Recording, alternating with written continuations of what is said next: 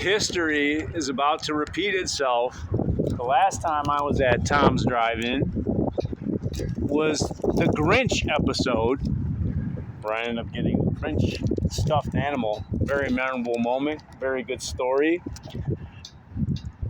I don't know how fast the fast food here is going to be. My guess is I have at least a couple minutes to spin a story out here in the beautiful sunshine of the Wisconsin weather.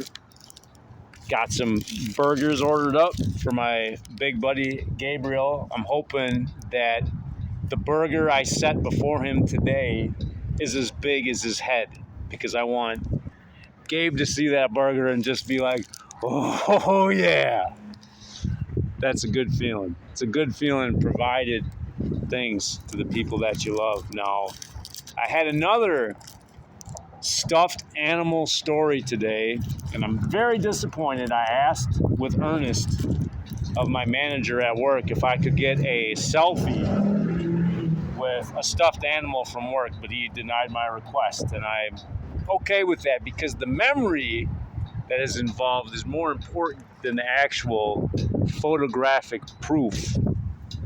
There was a severely autistic kid that came in clutching an Ernie from Sesame Street stuffed animal, and when I saw that, my eyes just started glowing like a fairy tale monster, because I had a stuffed animal Ernie for several years as a child, and I would go nowhere on God's green earth without the company of Ernie. And it was such a nuisance to everybody that were caregivers to me, having to deal with Ernie all day, every day.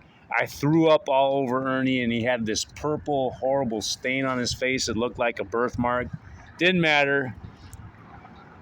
It was a character building thing for Ernie. Loved him to death. Ernie disappeared under mysterious circumstances. He's probably buried in a landfill somewhere. And I'm sure whoever did the deed feels no guilt about it. It was a survival thing, you know. Oh, I'm not going to do any burpees, but it was a survival instinct to get rid of that dang Ernie. But there is no way I would have ever given Ernie to a stranger when I was a young person. No way. Non-negotiable. It's not happening. But this giant-hearted autistic kid said, yeah, you can take my Ernie. And that Ernie was the universe to this kid. You can take the Ernie, take a picture of it so you can Photoshop a purple spot on his face so I could mail it to my mom for old time's sake. I know my mom probably would have just collapsed a lung from laughing so hard seeing that Ernie picture with a purple birthmark on his face. But it didn't happen. But the fact that that kid trusted me enough to give him the most important thing in his universe, man, that's the best pick-me-up. That's a pick-me-up I really needed. Today was a very rough day at work. Very rough day. But I'm going to hold on to the Ernie story for forever, and it's going to hopefully see me through to the next story. I love telling stories.